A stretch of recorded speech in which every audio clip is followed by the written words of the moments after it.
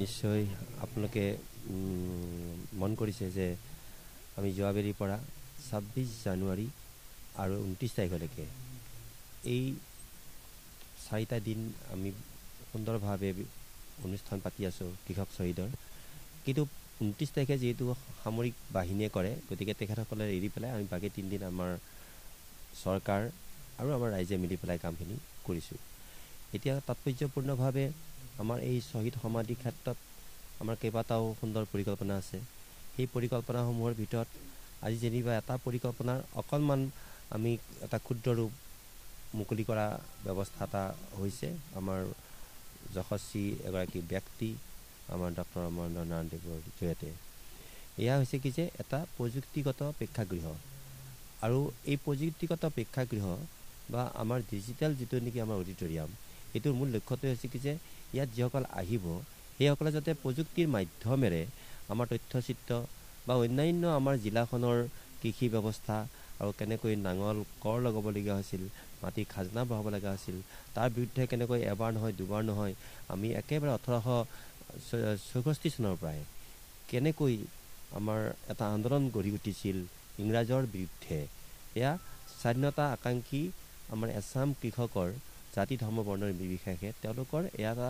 এটা প্ৰতিক্ৰিয়া, ইয়াত এটা প্ৰতিবাদ, ইয়াত এটা ভাৰতৰ স্বাধীনতা আন্দোলনৰ ই সুন্দৰ আমাৰ পাতনি। মই এইটো কথাই ক'ব খুজিছোঁ যে ইয়াত যেতিয়া আহিব জীৱন্ত ভাৱত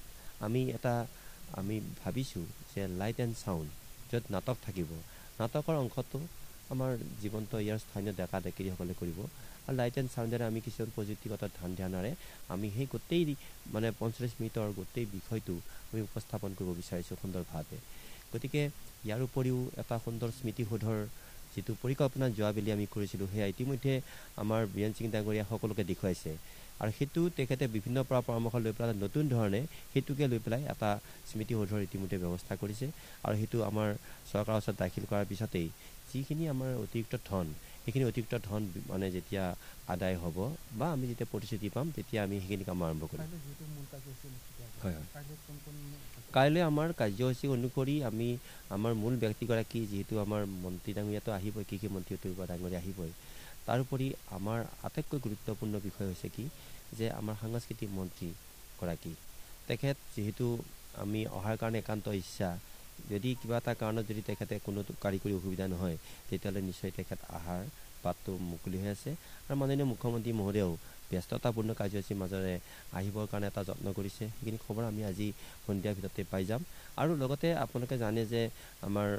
মন্ত্ৰীকো মাতিছোঁ, আৰু অন্যান্য বিশিষ্ট ব্যক্তিসকল ডাক বিভাগৰ কেন্দ্ৰীয় বা আমাৰ উত্তৰ পূৰ্বাঞ্চলৰ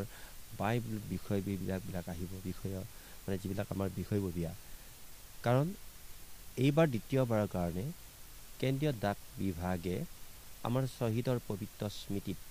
এটা ডাক টিকেটৰ ব্যৱস্থা কৰিছে, আৰু সেই ডাক টিকেটটো আমাৰ উদ্যোগ লৈছে মুখ্যতঃ আমাৰ মাননীয়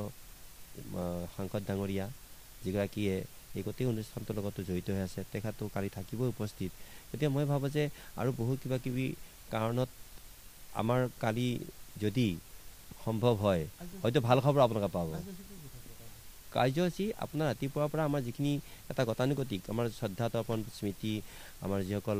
শ্বহীদ পৰিয়ালৰ লগত আমাৰ এটা অন্তৰংগ তেওঁলোকক সৰ্বধৰ্ম প্ৰাৰ্থনা, ঠিক এই ধৰণৰ আটাইখিনিয়ে থাকিব। কিন্তু তাতকৈ কালি যিখিনি মানে অনুষ্ঠান হ'ব সেই অনুষ্ঠানৰ লগত আমাৰ যিখিনি মানে ৰাজকীয় বুলি ক'ব খোজা নাই, মই চৰকাৰীভাৱে যিখিনি আঁচনিখিনি ঘোষণা আৰু লগতে অন্যান্য যিখিনি বক্তব্যখিনি থাকিবই, কিন্তু তাৎপৰ্যপূৰ্ণভাৱে কাইলৈ আমি পতিত যশা দীপেন বৰুৱা ডাঙৰীয়া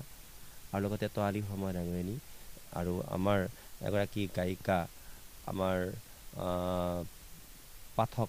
বীণা পাঠক আৰু লগতে আন এগৰাকী মানে গায়িকা থাকিব, আৰু সেইগৰাকী হৈছে জীনা ৰাজকুমাৰী। গতিকে মই সকলোৰে উপস্থিতি আপোনালোকৰ জৰিয়তে কামনা কৰিছোঁ।